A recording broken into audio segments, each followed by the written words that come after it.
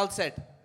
So this is going to be a fireside chat between Chandu and Ravi, and I have the pleasure of introducing somebody who all of you know quite well, who doesn't need an introduction. But Akila said, for the sake of formality, one has to introduce. So here is Chandu, one of us for a very, very long time. Journalist, marketing guy turned journalist, turned entrepreneur, turned angel investor, turned professor in his latest avatar. He built his business, he sold the business, he's recycling the money to help a lot of startups grow, and he also teaches at IIM Kozhikode and Indore. So that's Chandu for you, and Chandu will introduce Ravi and take the discussion forward. Thank you, Ramki. So, when Akila called me and told me, you have to speak to Ravi, I said, look, I don't know anything about software. So she said, no, it's not going to be about software. It's going to be about innerwear, And I was thinking innerwear, some other way it is going and all. Then she said, no, he's written a book. So new book and all that, So the book is called What the Heck Do I Do With My Life? So I asked her, what the heck am I doing here?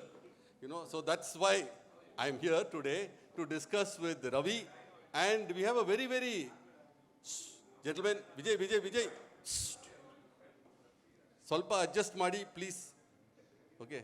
So we have a very, very interesting speaker here, a multifaceted gentleman who moved from manufacturing to software. So he has a BTech from IIT Bombay, MS from Purdue, and then an MBA from Harvard. And he also got a scholarship to go to do his Harvard thing. So here I have to crack a big joke. I mean, Kadi, okay, Mokke, PJ, warning. So knock. Imagine, Kirloskar had this joint venture, you might remember, with this company. So the old knock jokes are there, correct? So knock, Kirloskar. Kirloskar, come in, please. So, sorry, horrible one. And that's how the joint venture was born. Sorry, I told you, it's a warning. I gave you that warning. So right now,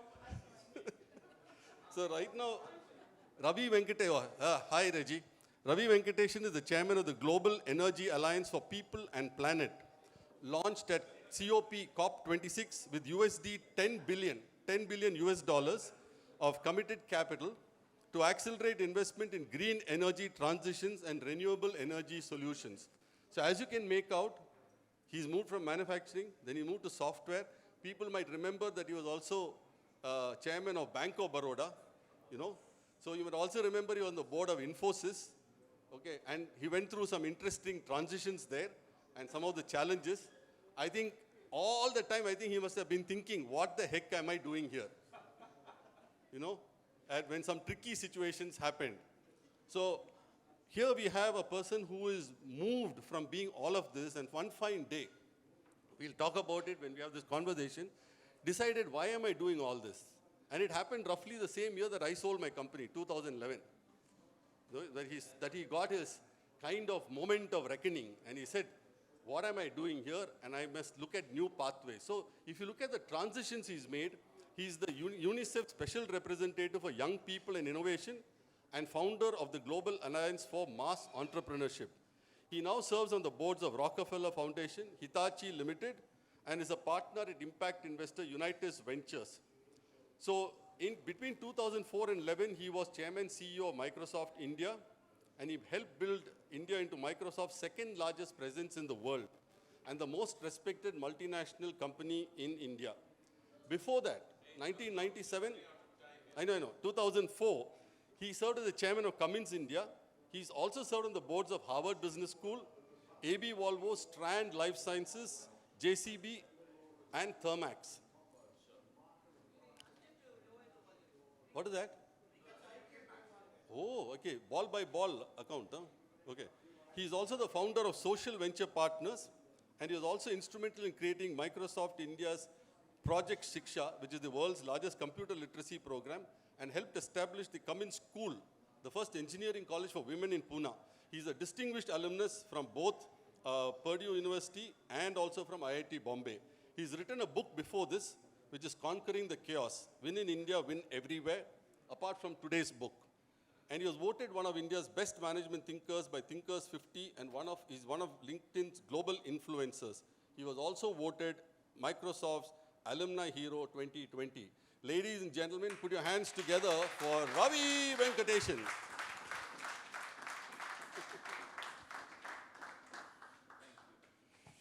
So you got a rousing welcome from our folks here. And an embarrassingly long introduction from you.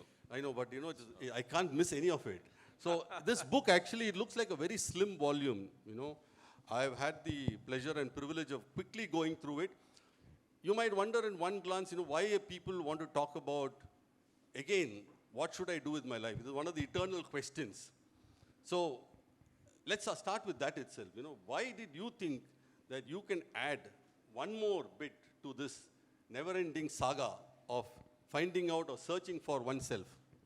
Oh, you're right. It's an eternal question. It's eternal in time, and it's eternal in our lives also. So the same question arises when you're young, when you're 15 years old, saying, what choices do I make? What do I study? Do I go abroad? Do I do this? Do I do that? Anyway, you make some choices, and then things go along for a while. Then the midlife crisis hits. You say, what the heck am I doing with my life? And once again, the question shows up. And then you make some choices again. And then by the time you hit 50, 55, question pops up again for various reasons. And, so I've agonized and wrestled with this question many times in my life. And then I began writing about these sorts of issues in 2011, 12, 13. And then LinkedIn was born. And my posts on these kinds of issues were just huge.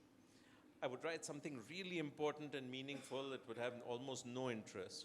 Then I'll write something mundane about how to be successful, and you'll get 100,000 views. So I said, God, okay, there's a lot of interest and appetite in this. And so I began giving more and more talks, writing small pieces. And then one day I said, look, let me put it all into a book. The difficulty in writing a book is, first of all, nobody reads books. Okay, but it's still worth doing because it helps you think through and get your ideas organized. And then somebody hears about it and you get invited to forums like this. If it had just been a string of blog posts, I'm not sure Akila would have reached out to me. But now there's a book and there's some Bill Gates on the cover or whatever. So that becomes an excuse to have a conversation. The way you principally get your ideas across is through conversations like this. But anyway, I felt it's a useful topic to explore because we're living in the most extraordinary of times. I know every generation feels it's living at an extraordinary moment, but truly, I don't think there's been a moment like this in history, which is something we can explore further. Okay, I want to give people a sense of what how we have structured this conversation. I had a chat with Ravi and a couple of interactions. What we want to do is, we're breaking this conversation into 4 parts. The first part is we are outlining the key theses or focus of the book, because I'm taking it that barring me, who's probably gone through the book, there's nobody else who might have gone through the book yet. So it's like getting an executive summary from the executive. Yeah. So, that's but the this first guy part is of it. so crazy.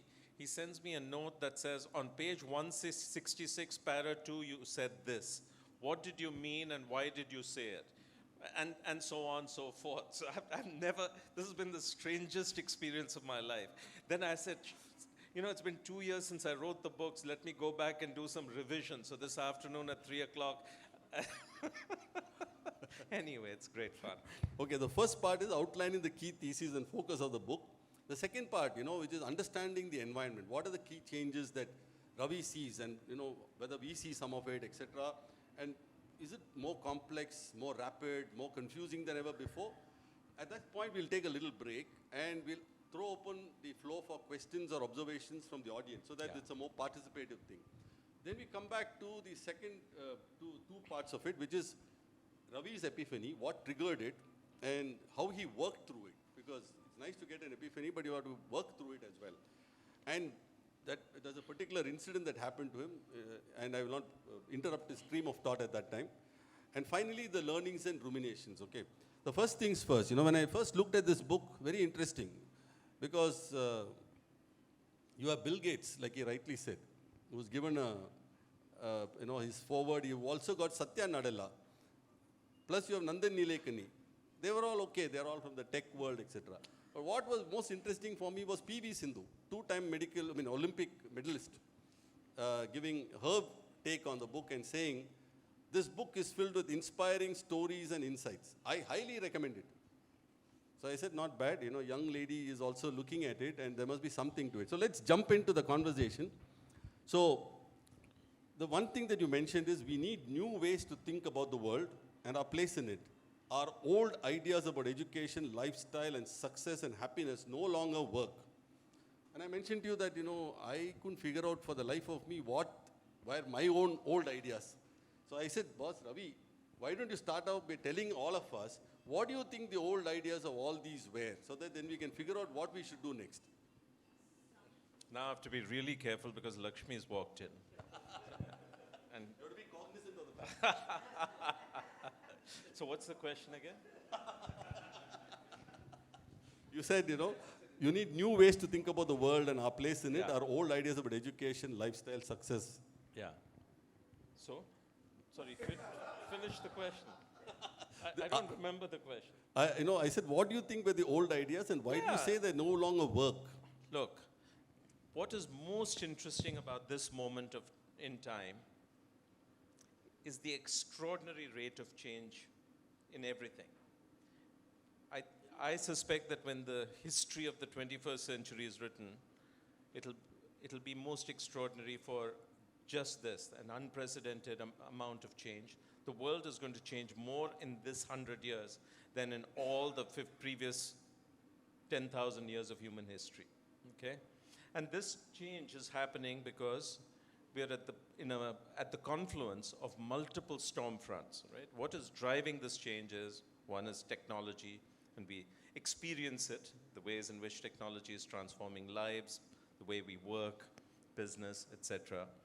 There's another giant force out there, and that's called demographics.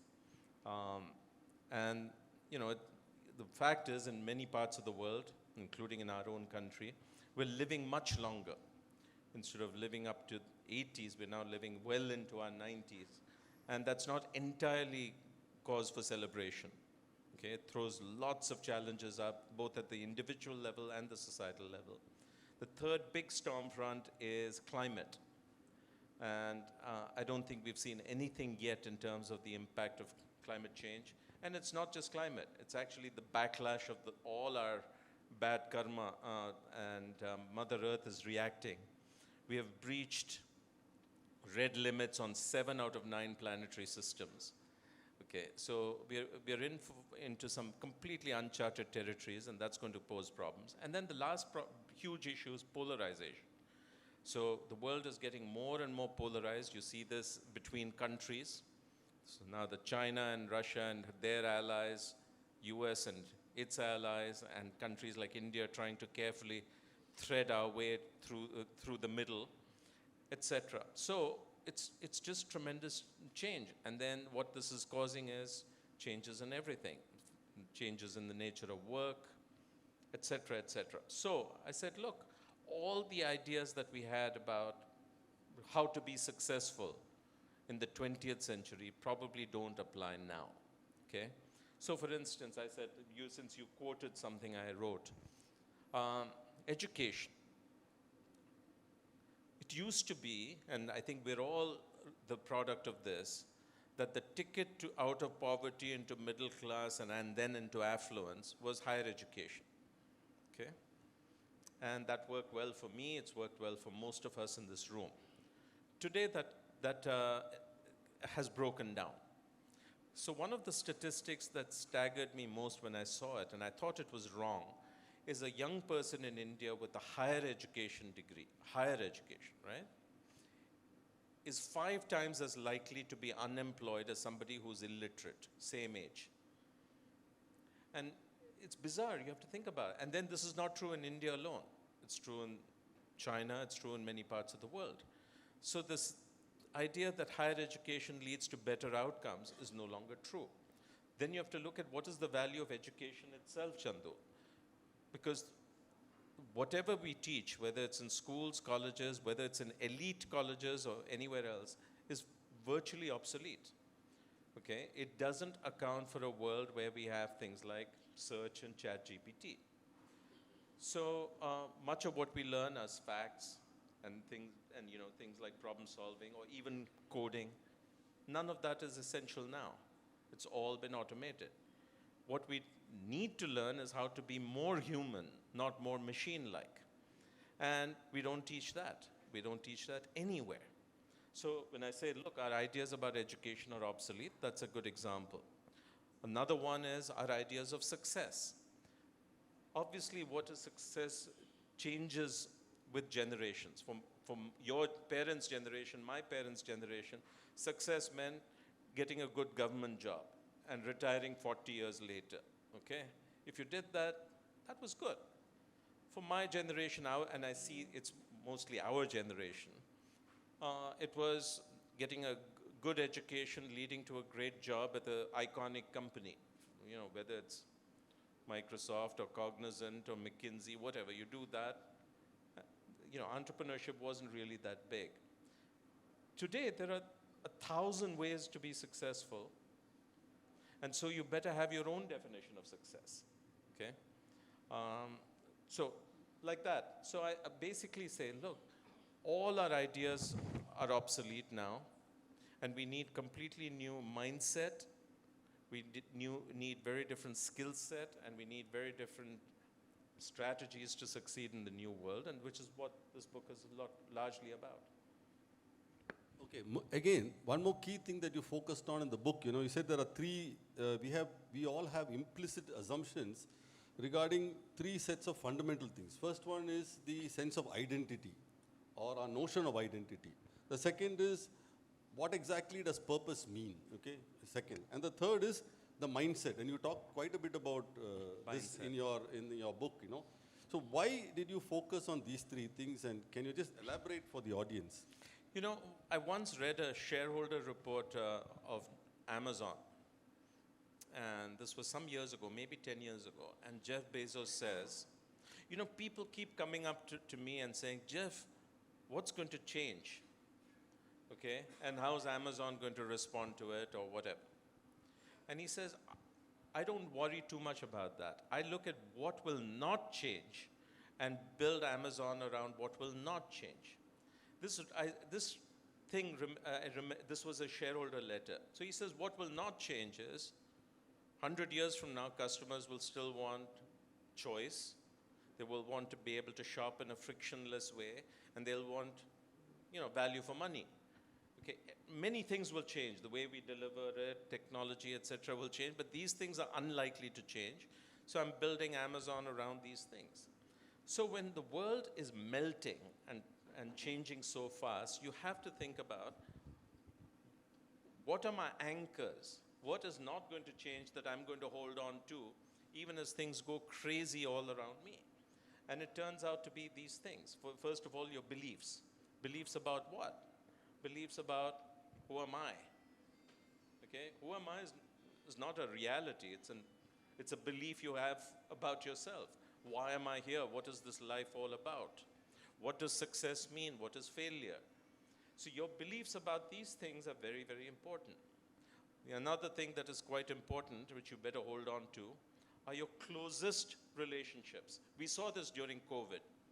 All systems failed. Nothing was available. You can blame the government or whatever, but that didn't help. When you needed oxygen, when you needed a hospital bed, when you needed something, who do you call? You call someone you know. So your closest friends, your closest family becomes very, very important. That's what carried us all through that crisis. What else is important? Your reputation is important. Okay? It becomes more and more important, what your reputation is. Your faith is important. When really bad things happen, what is your last resort? It's our faith. You can call it religion, whatever it is, but it's your faith. So, what I write in the book is, you better be intentional about these choices. Most of us don't think consciously about this. Our faith is something that just happens. Our reputation is something that just forms and emerges over time. Our networks are not necessarily conscious choices. They evolve. They just happen. That was fine then. It's no longer fine now, Chandu. That's what I'm saying. These things are something that I call intangible assets. And even more than your tangible financial assets, in the 21st century, being very conscious about cultivating these things is very important for two reasons. One is they cushion the shocks. We're all going to go through incredible shocks. We've seen nothing yet. There'll be many more pandemics. There'll be a lot more societal meltdowns, lots of financial crises. You can just predict that. So if you have these assets built up, it cushions your shocks. The second thing is it helps you make your transitions. For instance, somebody who's got a great job at Google, suddenly the whole team gets nuked. You're out of a job. What do? Or you're working at a startup, things are going well, runs out of oxygen, funding, all things over. You're out on your butt. So this sort of stuff is going to happen more and more. But if you've built up a reputation, if you've built up networks, if you've done these things, you can find your next gig more easily than if you've not. So this is a long-winded answer to your question, why did I write that? Yeah, but it helps set the context. I'm going to ask one more question regarding the book, for people to get a better sense of it. You also talked about having the mindset of an explorer and the skill set of a change maker. That's what is required in order to navigate this emerging world, or this world that is emerged already. What exactly do you mean by this? Yeah, I think we've lived in a world that has been incredibly stable in retrospect, in hindsight, for 40, 50 years, okay? And so, if you look at a parent's generation, they got into some tunnel and emerged 40 years later into retirement. We all realized it wasn't going to be one tunnel. You had to navigate some 3 tunnels and climb your way to the top, okay? Today, that's completely broken down. There is the idea of a job, stable job leading to a career is relevant to a smaller and smaller percentage of the world's population. For most of us, it's going to be a wild adventure. So I talk about life being a maze that you have to navigate. And it's not an ordinary maze. It's a magical Harry Potter type maze where things are happening.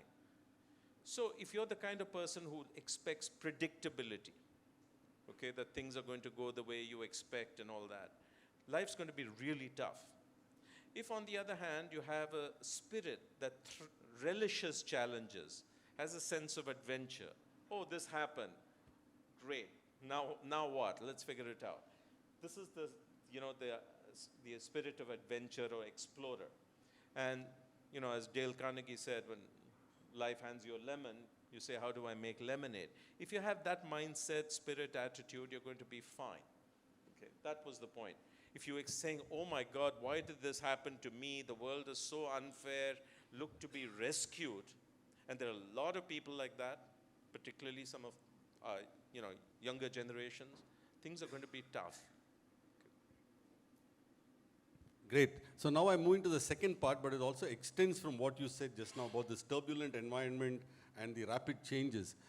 The sense I got after reading your book, and I came up with these 3 I's, which I kind of shared with you. On the one side, because of technology, social media, finding the first I is greater isolation. For example, suicide rates among youngsters is rising, especially among the girls, more than the boys. They are more connected technology or social media wise, but more disconnected from reality is one thing that's happening. The second thing is growing, increasing irrelevance. I think people like Bharat or people like me who, write, it's a person, a legal assistant and all that, Chat GPT and other kinds of AI are looking like it might eat us for breakfast, lunch, everything, okay? The second thing. So are we getting increasingly irrelevant? And the third thing is, because of this, is there a growing feeling of inadequacy? Because are we up to all these challenges? Is it too much? Is it too overwhelming? So if you look at what, just to give you some context to the others, in the US and Europe, 2/3 of current jobs are exposed to some degree of AI automation. Up to 1/4 of all jobs can be done by AI completely. And McKinsey says that tech jobs, software, web developers, programmers, coders, data scientists, most likely to be affected, and thereafter, content creation jobs, journalism, advertising, copywriting, legal assistance. So, apart from all this, younger guys are also disenchanted with work. So you talked about meta skills. So if you were to advise a 22-year-old young Ravi in a VUCA environment like this, what would you suggest to him? What choices should he make? How should he build a career or a life? Yeah, great question. Yeah, but I think this applies not just to a younger person. I think it applies to all of us. Because this is overwhelming. It's complete sensory and intellectual overload if you actually bother to see what's going on out there. But back to the 22-year-old person. First of all, I haven't met a 22-year-old who was interested in my advice. Okay? So, and that is very, very, very good, because usually whatever advice we give is probably wrong, right? It comes from a basis of what will be successful in a world that no longer exists, okay? So if you tell a young person, don't take risk, get a great job in a good company and then hold on to it, that's probably bad advice. So fortunately, they're smart enough to realize that, and so they're not interested in the advice to start with. But if somebody were listening, what would I say? The first thing I would say is, look, have the courage to follow your own curiosity and convictions instead of being influenced by all that you hear from your parents, from your teachers, and so on and so forth. Now, this is very, very difficult. In my book, I quote a guy called Marcus Aurelius. Many of you would have heard of him. He was a Roman emperor about 300 AD. And he was a great Stoic philosopher as well as being a Roman emperor. And he wrote this thing called Meditations of Marcus Aurelius. And in there, he makes a point. He says, one of the most paradoxical things for me is that every person loves himself or herself more than anybody else. You can pretend all you want. The truth is you love yourself more than your own parent, spouse, child, anyone else, okay? That sense of self-preservation is very, very high. Yet we'll value the opinion of some random stranger or idiot more than our own view, okay? What does he think? What does she think? That sort of stuff. And so this is not modern and social media driven. This is human behavior over time. And I think today it is particularly important to follow your own convictions, experiment your way to your future, have your own definition of success, etc., which is not easy, but I would encourage a person right from 20 years old or whatever, 22 you said, to try and develop this instead of being excessively influenced by what's happening. The second thing I'd say is forget about a job, okay? As I said, stable jobs don't exist. I see jobs as valuable for only one thing, a launching pad for whatever you're to do next. But it gives you some experience of work, it allows you to develop some skills, some discipline, some social skills in the workplace. But as quickly as you can, try to become independent, self-employed, or better yet, an entrepreneur, okay? Obviously, I'm speaking to people who think likewise. But, if you think about it, as we are living longer and longer, if you're going to live to 85, 90, 95, you no longer think about retirement at 60. It's a really stupid idea. You want to be productive and engaged till you're 75, maybe even longer. But of course, this is colliding with another trend where companies like younger and younger people, because they have the relevant skills and energy and whatnot. So at some point, this musical chair stops, and after 45, 50, you find very, very, very difficult to get a decent job again. So before it happens to you, it's better that we get on and take destiny into our own hands and become an entrepreneur, etc. And so I'd say do that. Number 3, in an age of AI, where software can do more and more things that was traditionally in the realm of only humans, you better be excellent at something. The space for mediocrity is shrinking faster than the poles. So you talked about all those jobs that can be automated. I still think if you're a damn good lawyer, you have no problem. You don't have to worry about ChatGPT 5, okay? If you're a damn good journalist, you're going to use all these things as tools rather than being displaced by it. But if you're mediocre, God help you. So I would say find something. It could be cooking, it could be entertainment, it doesn't matter what you choose, be excellent at it. The last couple of things I'd say is, if you hand me the book, I begin my book with a quote by a psychologist called Carol Dweck, who many of you would have heard of. And she says something really important. She says, a person's true potential is unknown and unknowable. It is impossible to foresee what can be accomplished with years of passion, toil, and training.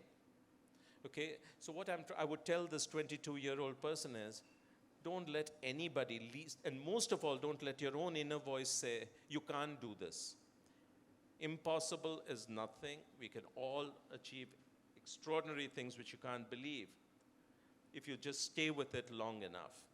And the final point is, when this handbag designer, what's her name? Kate Spade or something? Anybody, the ladies will know this brand. She committed suicide. But when I was reading her obituary, one of the things she wrote is very touching. She said, in a world where you can be anything, be kind. Okay, and so I would advise this 22-year-old person is, at every moment that you have a choice, just try to be kind. This world is really, really hurting, and I think kindness will go a long way. Okay, I'm going to ask one more question, and then, we are almost at the halfway mark. I'll throw it open to the audience for any thoughts, observations, comments, which can help Ravi also write his next column, among other things also. Okay, so one of the things that you're talking about, many of us are running our own companies or have run our companies you've run.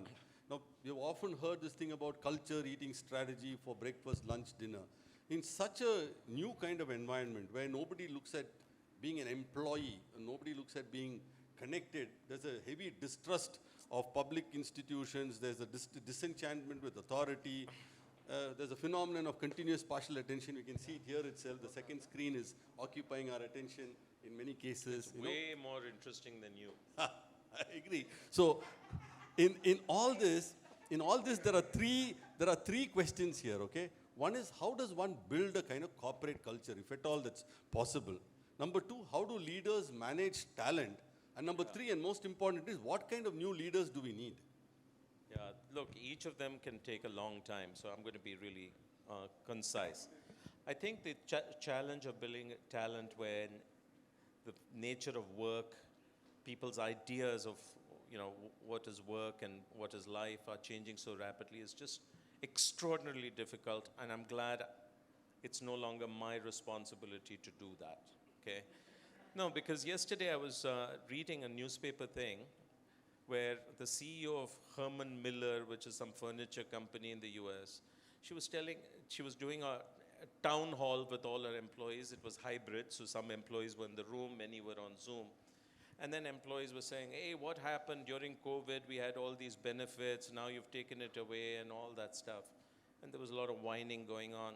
And she said, look, get a spine, okay? You can visit Pity City, but don't choose to live there, it's bad for you. Well, that went viral. Somebody recorded that, sent it to, posted it out there, and the whole world collapsed on her. So it's extremely, extremely challenging right now to be a CEO or a leader of a large part of an organization when things are so fluid and everything that you say will be reported, examined, commented upon, etc. I was a few months ago, I was talking to the CEO of a company in Seattle, not Microsoft or Amazon, but a big, and he says, look, I'm having so much trouble getting my people back to work. We said, look, can you be at work 2 days a week to start with? And he says, we have about 30% compliance. So he said, next thing we did is we got a Michelin star chef to cook these fancy meals as an incentive. Now the blokes go on the app and say, what's for lunch tomorrow and is it worth coming in? Okay. So I said, so you can go down this pampering route and there's no end to that. Or you can take the tough route and then, you can see what the success that Elon Musk is having with, his companies. It's a tough time. But what I would say is this. I'm glad I don't have to do it. But theoretically, I would say, about 70 years ago, there was a famous article called Theory X versus Theory Y. Some of you would be old enough to remember this. Basically, yeah, Douglas McGregor. McGregor said, look, you have two theories of what motivates humans. You can assume they're all terrible, lazy, don't want to be here, and you basically use technology to control them, have carrot, stick incentives, etc. That's the way my mom managed the house, okay? Or you can assume most people are actually wanting to learn, grow, make a contribution, and you can create a work environment like that. I think it's important in today's world to make a clear choice, okay? I would choose theory Y, but, many CEOs are choosing theory X. But they're building a culture that is consistent with that philosophy. I think the people who are struggling the most, Chandu, are the ones who are confused and in the middle and going back and forth and trying to pamper them one day and pull out sticks the other day. That doesn't work. Consistency on either side works. I think theory Y will prove to be more robust over time, etc.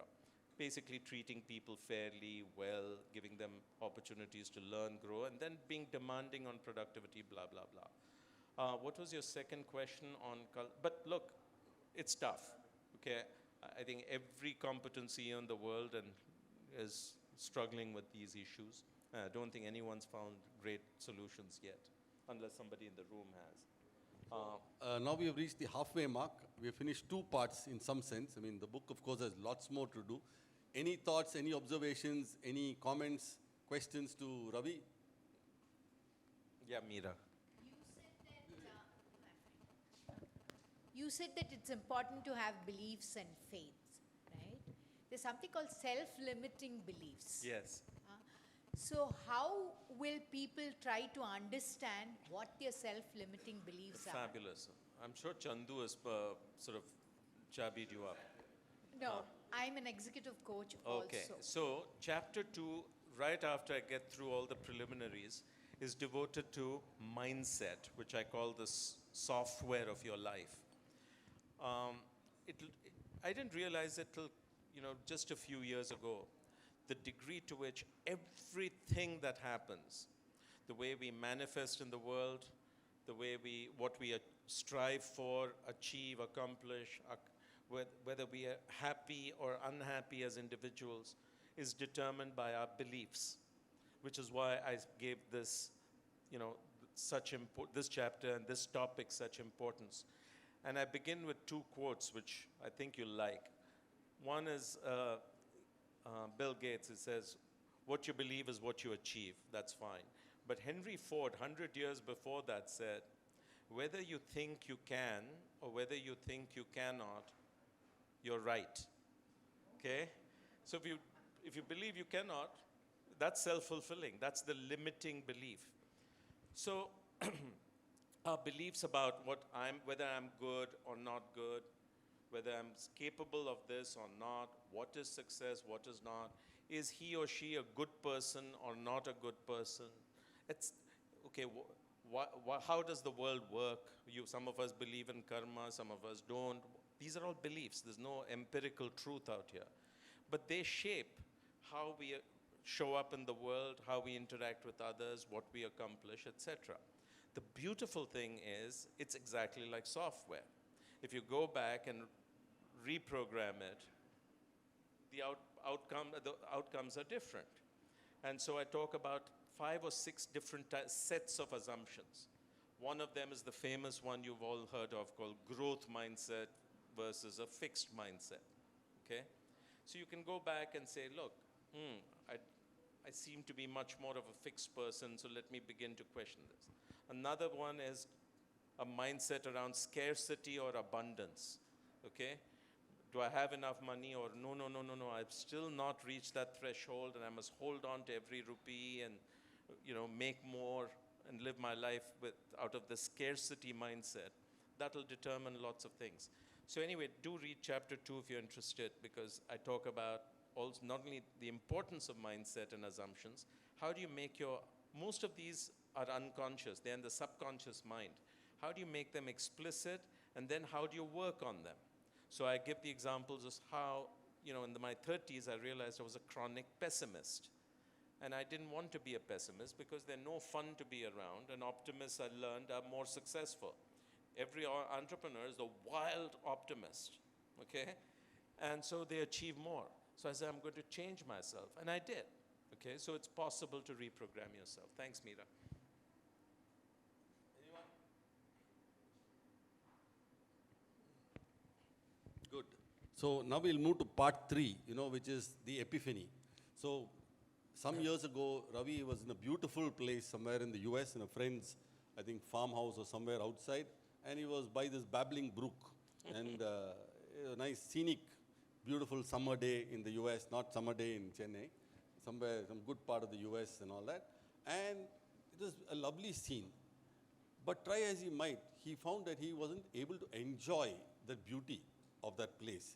And all the time, his monkey mind was jumping around, okay, with 50,000 thoughts a day or something to that effect. Now, the funny part is, he said that day, I decided to stay with this discomfort and asked myself, why am I not feeling happy in such a beautiful place? Ravi, just walk us through what happened, that day. Yeah, so it's exactly as you describe. I remember it was a very, very clear moment. I'd spent much of my life, and I'd reached this point of, mid-40s. It's like having a business plan and then working your whole life towards achieving it, and you achieve it. And at that moment, you realize it's giving you no joy. I was there, everything was perfect in the world, and I was unhappy and anxious. Okay, I remember this so vividly. I was just anxious. I couldn't be there just enjoying myself. And so I realized I've spent my entire life arranging things outside to perfection. And now there's something I need to do inside. Okay, the noise is happening on the inside. And I went and saw a psychologist friend of mine, and he said, look, when things are uncomfortable, they're clues. And don't try and push them away and wish them away. Sit with them. They're your friends. They'll tell you something very important about you. So as Chandu said, I decided to probe that. And it happened over many years. I realized, and I write about this in the last chapter, a lot of high achievers, and this room is filled with high achievers. We grow up with a theory of happiness, which we never describe, but the theory of happiness is basically, hard work will lead to achievement. Achievements get rewarded and recognized, and that is success, and that success gives me happiness. And this is born out of conditioning from childhood, particularly in Tamilian Brahmin homes, right? Where if you get good marks, it's a good day. Otherwise, you get a lot of coldness and scolding. So pretty quickly as a child, you figure out, okay, if I'm going to be in the good books, I better study hard and get good marks. Same thing happens at school. Teacher also likes good behavior, good marks. And so you start, it's like training a dog, Okay, it's Pavlovian. You're getting reinforcement, and so you start behaving that way. Then you say, okay, I must go to the good school, good college. They're the teacher there, then you go into find your first job. The manager rewards good behavior, punishes bad behavior. So all the time you're achieving to get treats. And the treats are promotions and recognition from society, etc. And one day you wake up and it's no longer worth it. Okay? And that's where I was. And so I said the whole theory of happiness that has served me so well for 45 years is junk. I need to figure out what's a better or a different theory of happiness. And so that's when I left Microsoft, wandered off, and spent 12 fantastic years doing many different things. But it taught me a lot. I don't want to read out everything that's there in that chapter. But it was a profound turning point in my life. And I think we'll all have this turning point. It's often called the midlife crisis. Okay? It comes disguised as the midlife crisis when you hit your 40s, some point you say, life isn't what I thought it is going to be. And then people do crazy things. They change jobs, they buy a better car. In some cultures, you start life again with a new partner, whatever it is. But actually, this is a very old phenomenon, Chandu, called the first mountain and the second mountain. It actually comes from Judaism. And the idea is this, that in all our lives, it follows basically two big mountains. The first mountain is the first part of your life. You focus on yourself, becoming successful, starting a family, achieving success in society and all that. And having climbed that peak, one day you realize it didn't give me the same joy. And by the way, whatever achievements I had, it pales into insignificance compared to the achievements of so many other people. So I thought I was the cat's whiskers, but my God, look how humbling it is.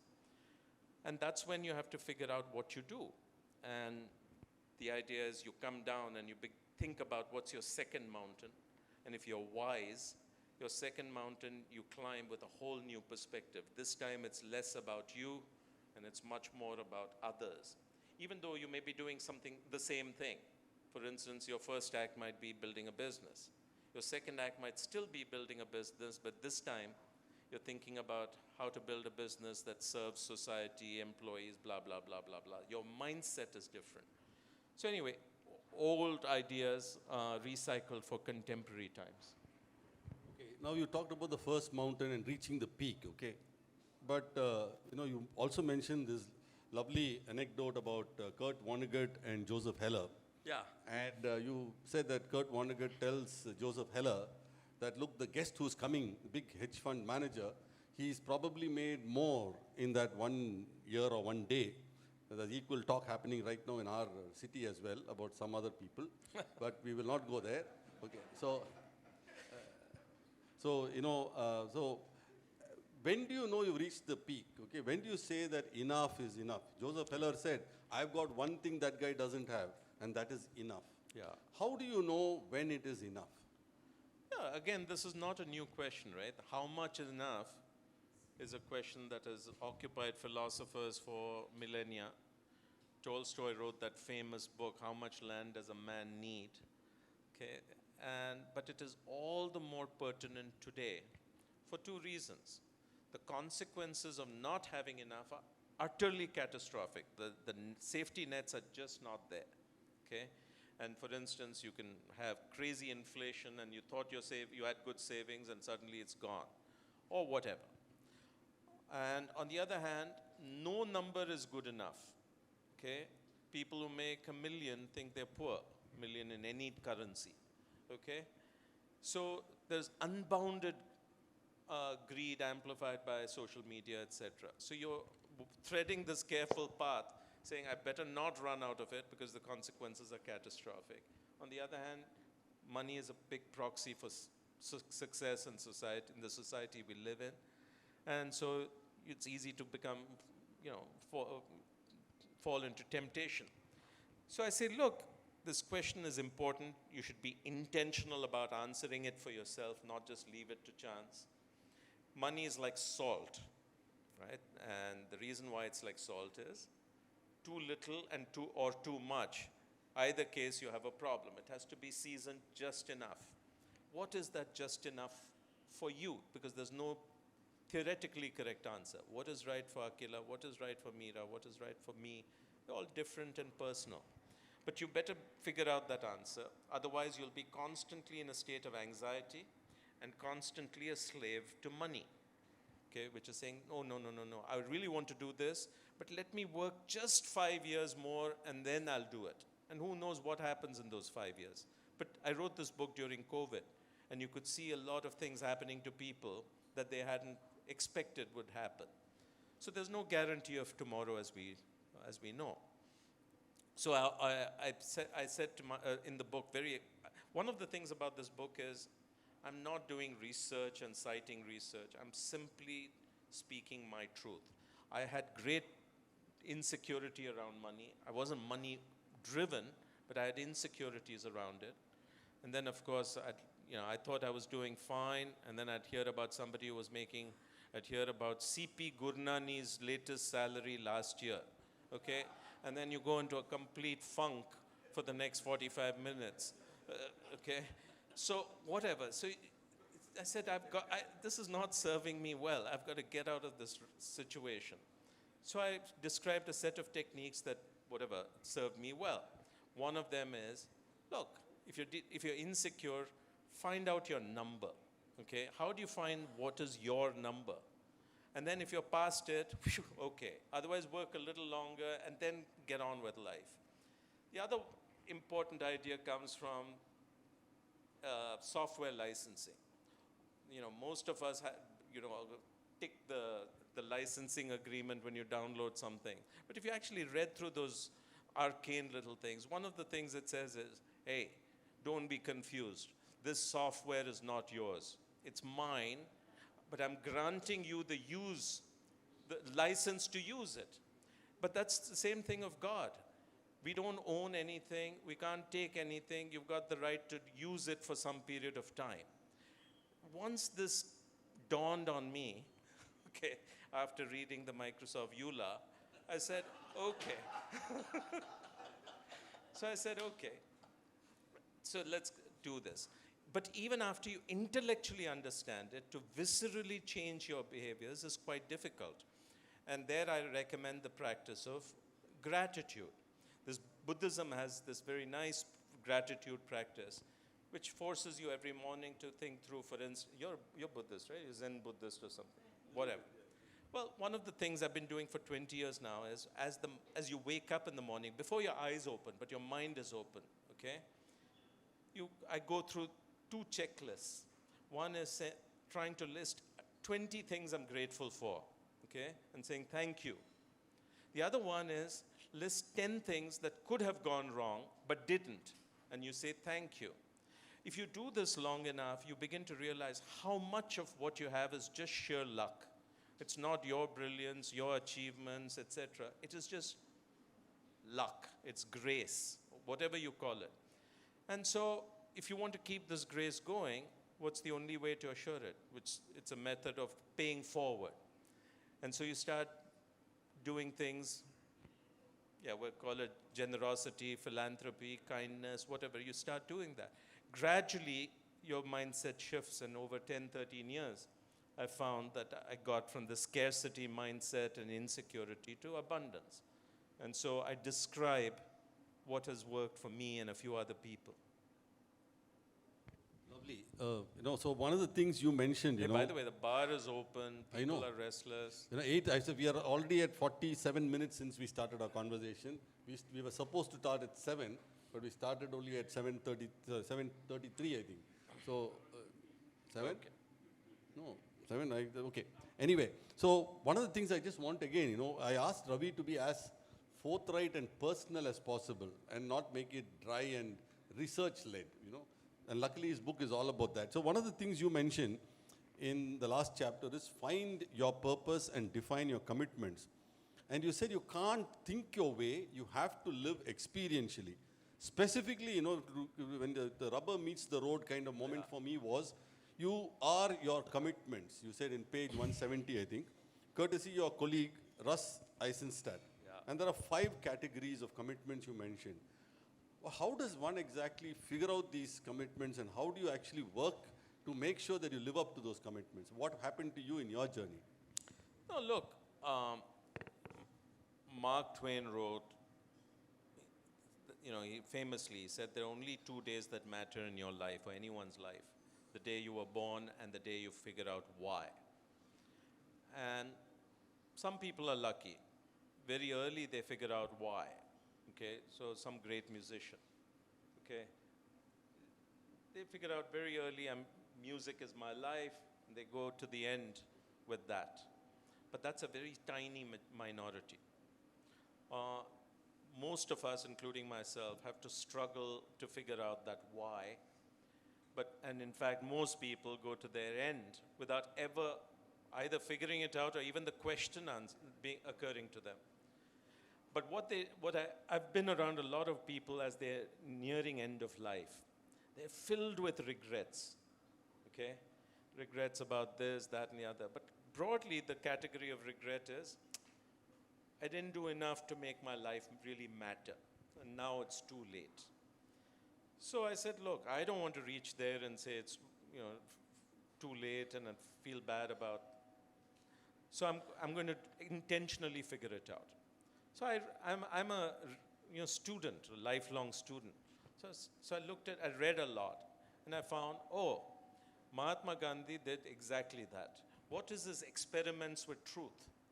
He says, look, I'm going to try many things to figure out what my life is going to be about. And he writes about it in an autobiographical way. And then he finds his path and he stays with it. Stanford has a course called Designing Your Life. It's a very good course, by the way, and it's free. And it says, if you want to figure out what your why and purpose is, you can't do that by sitting in a room and thinking about it, or even on the beach. You have to experiment your way. You have to build prototypes of the future and then use that to figure out your path. And that's what I did, and that's the methodology I described to how you find your path, your purpose, or whatever. But even the idea of purpose is too abstract. Ultimately, you have to, as you said, Chandu, make it very, very practical. And this is the idea of commitments. You have to reduce it to what does it mean in terms of my commitments to a variety of people? What does it mean in terms of commitments to family? What does it mean in terms of commitments to community or faith or myself? And then my vocation. And I'm a huge fan of OKRs, okay? I introduced it in our organizations about 2 years ago. And I use it even for my personal life. I say, on health, this is my OKR. Okay, on family and marriage, this is my OKR. I'm kind of obsessive about these things. You don't have to go that far. But I think the more sort of precisely you think about these things, I think the more progress you'll make. Otherwise, it's just a passing thought. Kuch karna hai, New Year resolution, vague, woolly one, and then, So anyway, read the book. I have a couple of quick questions, because we are running out of time, and I have a couple of questions from the audience. One is, which is, it's very nice to say, like Tagore said, ekla chalo re, walk alone. And like Buddha walked out one fine day on his family kind of thing. But how did you involve your family in all this? And what was their extent of support? Because it's so difficult to do it. So I write about this. Why don't more people have the courage to do what I did? And I think it's because it's very difficult. And I say, look, it's hugely easier if you have a spouse who's supportive and encouraging you to go down that path. And if you can find a few people, friends, mentors, who will affirm you and saying, no, Chandu, you're doing the right thing. Go down that path. Experiment. I'm there for you. And because you're well outside your comfort zone as you leave what was familiar, all your success markers, and venture off into the woods. This idea of Vanaprastha ashram, which is there in our philosophy, sounds really good until you try it, okay? So you have to figure out your support systems. And I was very, very fortunate to have several people, including my wife, but also super close friends and mentors, who encouraged me at every turn. Okay, my last question here, and then I'll throw it open for one or two quick questions, which is, you mentioned that you worked with a skill counselor or coach is useful. You mentioned you worked with a psychologist. How exactly did it help you? What did you do? How did you structure this engagement? No, it's and you okay. also talked about building your own personal board of directors, 25 people you mentioned. Okay. Short answer. Short answers. Okay. Look, one of the things I say about success is there's a huge difference between being seen as successful, being successful, and feeling successful. Okay? These are three very different things, and I'm not even sure they're related. So the easiest is to be seen as successful. You carry some branded stuff, and you create some followers on social media, you're seen as successful. Okay? But you know you're an imposter. It's much harder, but even it's possible to be successful. The toughest thing I found for myself is the feeling I'm successful when you're dwarfed by giants who have achieved so much more on any dimension. Any dimension, you're eclipsed, okay? So I'm feeling good, and then I look at Satya Nadella, Chandra at Tata Sons, oh, Nandan, or whatever. Nandan's my neighbor. So you suddenly said, shit, man, what have I been doing all my life? So I had this feeling, and then during COVID, I actually decided to go see a therapist because you could do these things on Zoom. Okay, so I decided to explore it. And it was fantastic. And I didn't write about it in the book, but it was fantastic because she helped me see the source of this problem. The source of all these issues is some childhood trauma. Okay? And you have to go back and find out what was that trauma. In my case, it was my mother, okay, who wanted me to be successful, and she withdrew her love if I wasn't wildly successful in her eyes. And so long after she's dead and gone, I'm still proving it to someone who's no longer there. And I had to heal that trauma in order to get on with it. So I don't know, I was just talking to you about it, and she said, well, I want to talk about it. I think it's very important to explore these things, okay? Another issue I have is there's a dial tone of anxiety, which is no matter how good things are, there's a small part of your mind which is feeling anxious, always unsettled, always worried, okay? For instance, this morning I took the train to come to Chennai. I was anxious, reaching there, which platform will it be on, or whatever, okay? That anxiety is built in. So how do you deal with these things? So I say, look, there's no embarrassment in going and seeking help. It's fantastic because if that dial tone can go away, it's such a relief. Anyway, those were the long-winded thing. What was the other question? Oh, that is, you talked about the personal board of directors. This is really important, and so I'm going to take 60 seconds for this. Look, I became a CEO when I was completely unqualified to do it. I became the CEO of a publicly listed company, Cummins India, at some obscene age of 34 or something. I was clueless.